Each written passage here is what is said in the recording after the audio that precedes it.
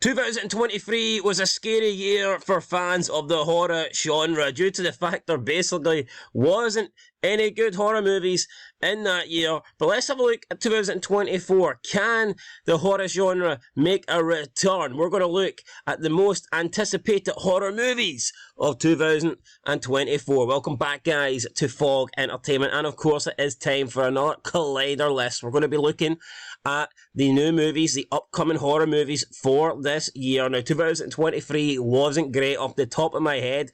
I can barely even name you one horror movie. I think there was Five Nights at Freddy's, which I wouldn't even consider horror. You know, it's a bit of a goofy movie. Other than that, I just don't recall any good horror movies at all to be. Hope that can change this year. So we're going to look at the list on Collider here. Most anticipated horror movies. Up first, we have Baghead, coming out on the February 8th. Baghead follows a young woman who inherits a rundown pub and soon discovers a dark secret in the basement. Its titular Baghead, a shape-shifting creature who lets you speak to lost loved ones, but not without consequences. Starring Freya Allen, Jeremy Irvine. The film is also co-written by Bryce Maguire. Sounds interesting, I guess. Some shape-shifting creature. I guess you have to give like a sacrifice in order to get and to speak to your loved ones. I mean, we will maybe check out the trailers on another day if any of these seem good. Number 2, we have Lisa Frankenstein. Not a fan of Frankenstein, so I'm going to assume that's what that is. We'll just go ahead and skip over that. Number 3, we have Imaginary. Deanda Wise leads the cast of Imaginary as Jessica, a woman who moves back into her childhood home when her youngest daughter discovers a teddy bear named Chauncey in the basement. Why is everything in the fucking basement? Like, everything. Why can't we have the loft or the attic? It's always the basement. She develops a strong attachment to the toy that proves to be more and more concerning. Jessica soon discovers that her childhood teddy bear isn't the cuddly toy she remembers him to be, and that he wants vengeance for being abandoned by her. So, I'm going to assume this could be some sort of, like, Chucky shit. Number 4, we have Late Night with the Devil. Late Night with the Devil is a found-footage style film that portrays a fictional late-night talk show in the 1970s. A highly anticipated horror had its world premiere, and it's also screened at both London and Sydney Film Festival. I don't know. That's not really doing it for me. I think we'll just move on to the next one. You'll Never Find Me. When a thunderstorm erupts in an RV park, a man named Patrick receives an unexpected visitor looking for refuge from the storm. But as the night goes on, a cat and mouse game ensues, and everything is not as it seems. It will be released on Shudder. I've got Shudder. Never watched it. There's never anything good on it, but I've got Shudder. The First Omen. So this is a prequel to the horror classic The Omen.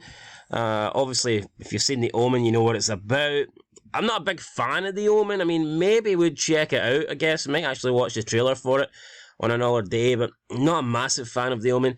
Infested follows residents of an apartment building who become victim to a venomous spider that spawns hundreds of offsprings led by... Oh, right, okay, spider movies. We don't really get many good spider movies at all. Obviously, there was Arachnophobia, but that was extremely old. And then after that, you had Eight-Legged Freaks, but that was more of a comedy. We haven't really seen, like a true spider horror film. Although, I think you could argue, is it difficult to do a spider horror film?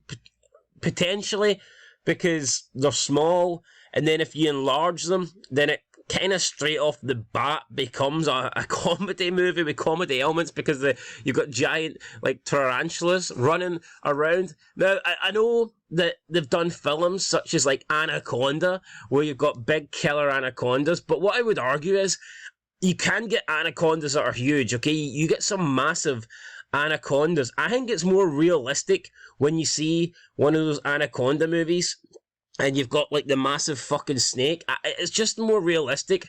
With a spider, it's like, how big can a spider really be? If we see a spider running around, and it's, like, the size of a car, then it just seems a bit phony to me, personally. But, I mean, whatever. Infested could be decent if you like spiders. If you hate spiders, even, maybe you should check it out.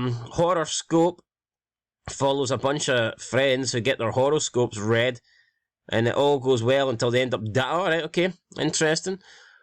The Strangers, Chapter 1.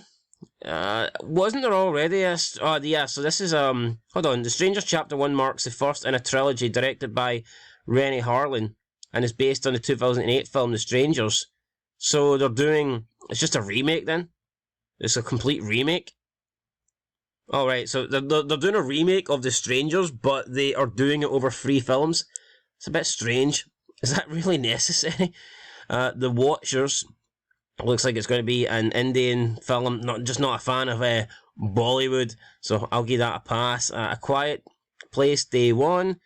I highly anticipated A Quiet Place Day 1 is set to be released. Okay, yeah, so I think this is a prequel to A Quiet Place, and it's basically going to focus more on the outbreak and how those creatures came to Earth. I mean, that could be very interesting. I like the first one, so it could be a decent movie. Trap, looks like it's another Bollywood movie, not really interested in it. Speak No Evil, a Danish film, follows a family that are invited to spend a weekend at a country house. Turns into terror. Sounds a bit Beetlejuice, not a fan of. Saw 11, I didn't know we were getting a Saw 11. So, they're wasting no time. We just got Saw 10 last year. They are going straight into Saw 11. And Tobin Bell will once again be returning as John Kramer. I mean, come on. John Kramer must be about 90 years old now. Why are they still getting movies out of him? Is it going to be a sequel? The film will likely pick up after the events of Saw 10. So it's just going to be straight after Saw 10. So yeah, it's essentially another prequel. And so it's going to be after Saw 10, but before Saw 1. So somewhere in the middle there. It's just weird. We're seeing John Kramer, we're seeing Amanda, and they're supposed to be younger than what they were in the first movie, but in reality they look about 30 years older, and that's nothing wrong with that because that movie is like 20 years old, but still, come on. Number 16 with Smile 2. I think I seen the original. Did I see the original Smile? Yeah, well, it was a pretty good movie. I did see it, yeah. I mean, it was a pretty good movie, so I'm not surprised that they're doing a follow-up. Anything that's decent normally gets a sequel. Terrifier 3. Terrifier 3, they're not bad, to be honest. I think Terrifier 3 will be decent. I've already seen I wouldn't really call it a trailer. It's more of a teaser. Looks okay, though. The Wolfman. Okay, so I think it's a remake of the 1941 classic. It would need to be, because that movie's damn near, 85 years old, 83 years old, fucking hell. I think that might be us. That might be, I Saw the TV Glow. That doesn't really do much for me. Maxine. What's Maxine? Just doesn't look interesting either, so that's us, guys. That's the end of the list. Well, I'll tell you what, 2023 wasn't a great year for horror, and based on this list, I don't know, 2024 isn't looking much better. There's a couple of movies that I'm interested in seeing. Obviously, Saw. Always check Saw out. I think A Quiet Place will be pretty good. I would say Terrifier 3 will be pretty good. Smile's worth watching as well. Other than that, though, the one about the spiders actually caught my interest, and I thought The Strangers was a decent movie. I don't know why, though. They are making one movie and they're like stretching it into 3 chapters. That's a bit strange, but I mean, yeah, it looks like there's some good movies here that are worth watching, so I'm sure we'll check some of these out. That You'll Never Find Me as well, one that kind of interested me a little bit, so yeah, we'll check these movies out and looking forward to some of them, and yeah, the reviews I guess will be on the channel. It's going to be a long wait though, guys. 2024, looking forward to it. Looking forward to all these TV series, all these movies, so yeah, keep them coming. We'll catch you in the next one. Until then though, peace.